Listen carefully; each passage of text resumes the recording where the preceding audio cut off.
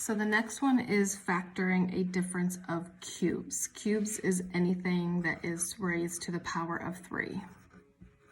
So if it's a number raised to the power of 3 or a variable raised to the power of 3, that's cubed. Squared is to the power of 2. So squared is 2, cubed is 3. So these are not difficult. You just have to recognize your A's and your B's, okay? So like a to the third is, your A value is right here, and your B to the third is in here. So the first thing we have to do is we have to break this out. So I know that I have x's being raised to a power of 3. But now I need one solid number that gets multiplied 3 times to get me 125. So something times something times something is going to be 125. Well, because it ends in a 5, I'm going to look at 5 first. 5 times 5 is 25. 25 times 5 is 125. So I know it's 5 to the third.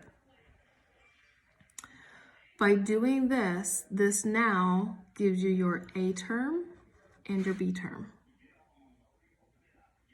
So now I'm going to take this information and plug it into this equation.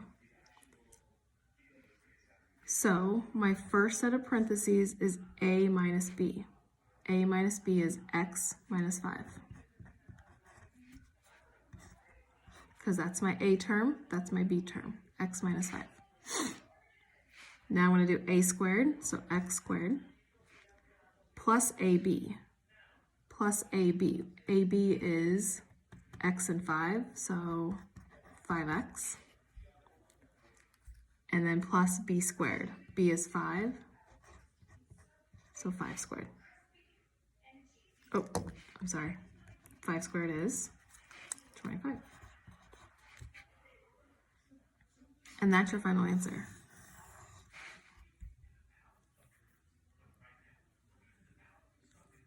So we're taking things that are raised to the power of 3 and breaking it down. Even though this is longer, it's easier to solve because you're only working with things that are squared or less, not things that are cubed.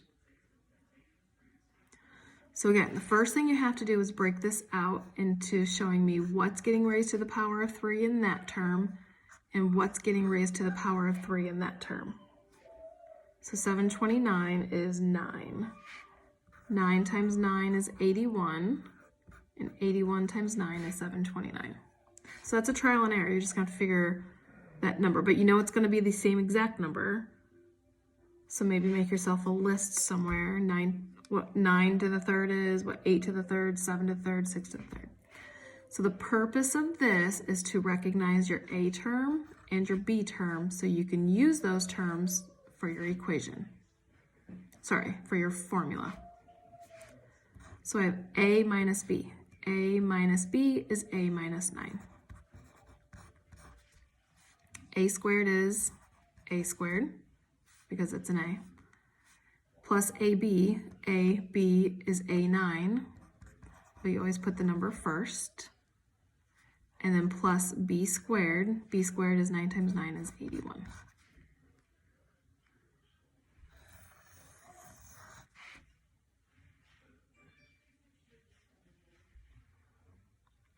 Okay, last one.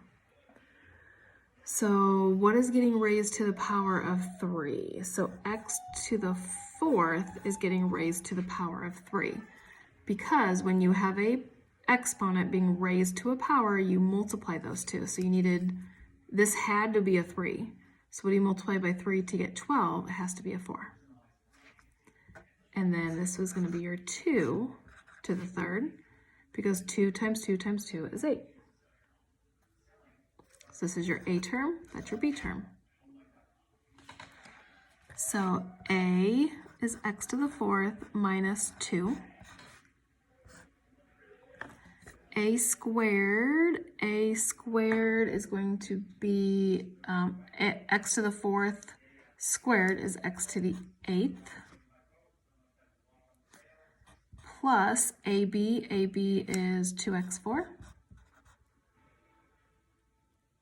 And then plus b squared, and b is 2, so that's 4.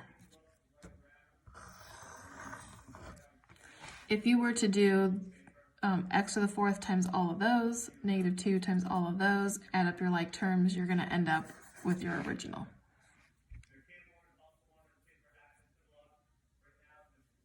Okay, so instead of working with something that's raised to a power of 12, we broke it down to smaller exponents.